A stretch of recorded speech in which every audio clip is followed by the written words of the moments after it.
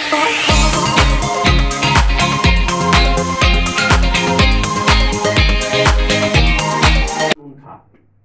1971 से पहले का, आपको बता दूं 1971 से पहले का आपके बाप दादा के नाम पे रजिस्ट्री होनी चाहिए थी, ये कानून में उसमें लिखा गया है। तो एक तरफ ये भी बात कही अमित शाह ने, दूसरी तरफ अमित शाह ने ये भी बात कही कि एनआरसी पूरे देश में लागू होगा।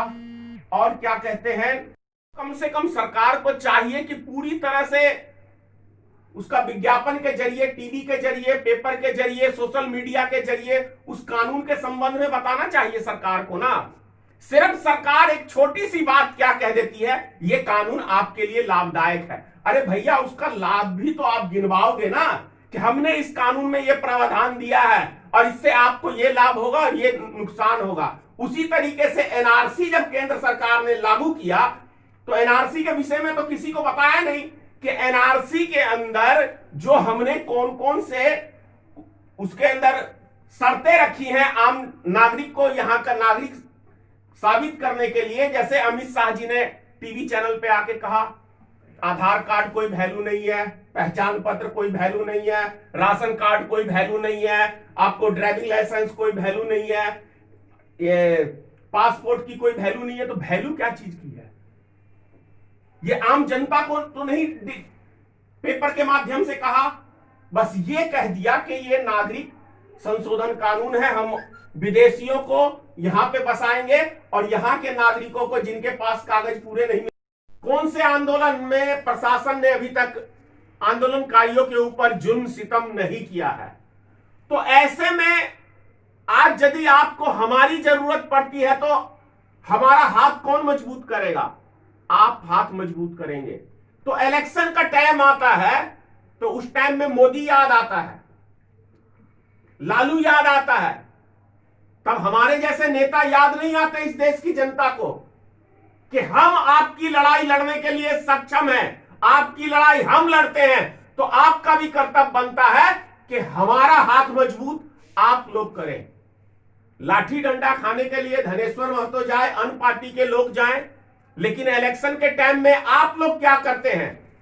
कोई हिंदू के नाम पे वोट करता है तो कोई मुसलमान के नाम पे वोट करता है। तो अपने लिए गड्ढा खोदने का काम, नर्क द्वार जिसे हम कहते हैं, नर्क का दरवाजा खोलने का काम आम जनता खुद करती है। तभी तो आपको मैं बता दूं कि मुजफ्फरपुर की सेंट्रल हॉल की जो वो 34 बच्चियों का रेप इसी नीतीश कुमार की सरकार में हुआ है ना, तो क्या इंसाफ मिल गया? चमकी बुखार से हजारों बच्चों की मौत इसी नीतीश कुमार के सरकार में हुआ है। क्या जनता ने उसका रिजल्ट दिया?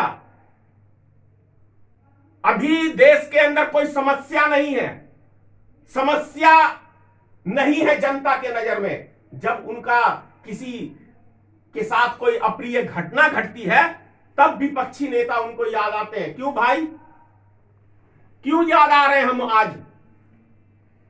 मेरी बातें आम जनता को बहुत बुरी लगेगी, लेकिन धनेश्वर महतो कड़वी बातें करने के लिए मैं जाना जाता हूं, क्योंकि मैं सच्चाई बोलता हूं तो लोगों को मिर्ची लगती है।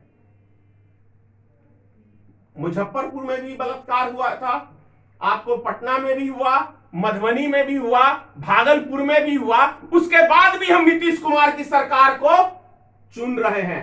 तो इसका जिम्मेदार कौन है? आम जनता, आप स्वयं हैं।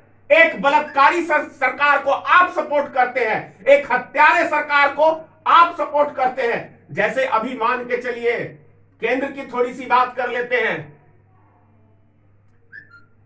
एक आंदोलन चला था अभी आपको पिछले साल केंद्र सरकार के खिलाफ, एनआरसी CAA कानून के लिए। मैं उसका प्रोटेस्ट का हिस्सा बना।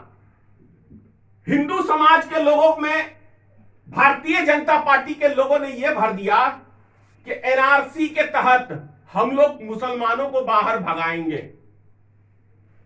आसाम में एनआरसी लागू हुआ, लेकिन ठीक है, कोई भी केंद्र सरकार कानून बना